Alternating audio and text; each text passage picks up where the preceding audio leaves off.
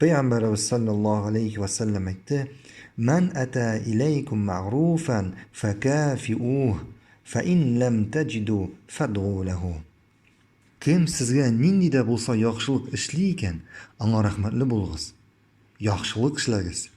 Agar bunga mumkinligingiz bo'lmasa, uning uchun duo qiling'iz dedi Payg'ambarimiz sallallohu alayhi va sallam.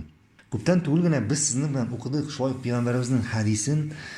Narsa aytdi Payg'ambarimiz sallallohu alayhi va sallam: kim kishilarga shukr etmay, shu Allohga shukr etmay.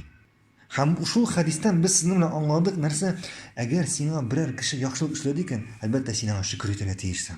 Ham sen unga shukr etmasang, demak sen Allohga shukr etmagan bo'lib sanalasan. Endi mana bugungi hadisimizda Payg'ambarimiz sallallohu alayhi va sallam bizga anlatib berdi nechik shukr etirga. Hamda senga biror kishi yaxshilik ishladi ekan, masalan, mol-mulkiyat yog'idan. Hamda eng yaxshisi bo'lar senga agar shulay boshqa bir turli mol-mulkiyat bilan qaytarib bersang. Ikkinchi birov senga masalan og'irlikda senga yordamchilik ko'rsatdi. Ham sen de shulay unga og'ir vaqtida borib yordamchilik ko'rsatasan, bo'lishasan. Yaxshisi aytdi ekan, yaxshisi bilan qaytarasiz. Ham boshqasi.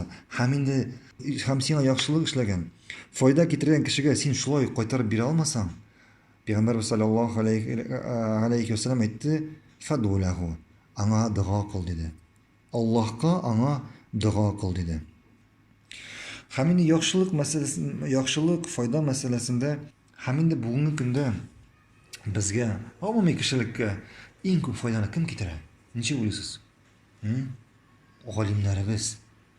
Ular bugungi kunda bizga kishilikka ko'rsatilar mangilik baxt yo'lini. Ya'ni jannatga eltadigan yo'lni ham ko'rsatalar bizni mangilik azob yo'lidan, jahannam yo'lidan.